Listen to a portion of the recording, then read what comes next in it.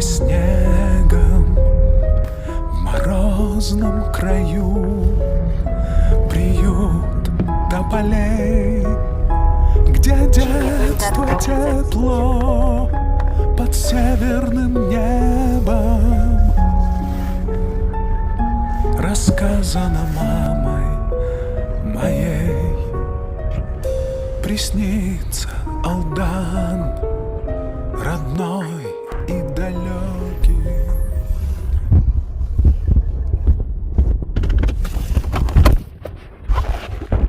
Ну вот и Пролетарская 70.